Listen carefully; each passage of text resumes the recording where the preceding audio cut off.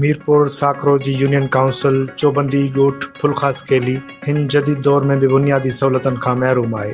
ॻोठ फुलखास खेली कमाल होटल स्टॉप खां 1 किलोमीटर जे मुफ़ासिले ते वाक़िआ आहे, पर हिन जदीद दौर में भी ही ॻोठ बुनियादी इंसानी हक़नि जहिड़ोकि तालीम, सिहत, साफ़ पाणी ऐं रोड रस्तनि जहिड़नि सहूलतनि खां मुकमल तौर ते महरूम आहे। रस्तो ॻोठ ताईं पहुचण लाइ को भी पको या मुनासिब रस्तो मौजूद न आहे। बरसात जे मौसम में हालतूं वधीक ख़राब थी वञनि थियूं, जिते ॻोठाणनि खे गोॾनि ताईं पाणी में मां लंघणो पवे थो। इमरजेंसी हालतुनि में ॻोठाणनि लाइ वॾो ख़तरो पइजी वियो आहे। ॻोठ में पीअण जो साफ़ पाणी न आहे, जंहिं सबब सिहत जा संगीन मसला जनम वठनि था। ॻोठाणनि खुदाबख्श ख़ास खेली, रमज़ान ख़ास खेली, शबीर ख़ास खेली, लखमी ख़ास खेली, मामो ख़ास खेली, रजब ख़ास खेली, सदर ख़ास खेली ऐं ॿियनि ॻोठाणनि दाहींदे चयो त असांजे ॻोठ खे हर दौर में नज़रअंदाज़ कयो वञे थो।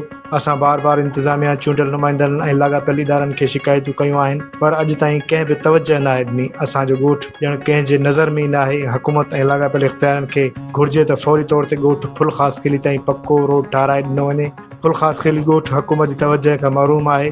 ज़रूरत इन ॻाल्हि जी आहे त ज़िले इंतिज़ामिया, चूंडियल नुमाइंदा ऐं सूबाई हुकूमत फौरी तौर ते क़दम खणी ॻोठ जी बुनियादी मसइलनि जे हल कढण त जीअं ॻोठाणनि जी ज़िंदगी में सहूलतूं अची सघनि। ॿी सूरत में एहतिजाज जो दाइरो वधायो वेंदो। असांजो अर्ज़ु इहो त असीं फुल ख़ास खेली ॻोठ में बीठा आहियूं।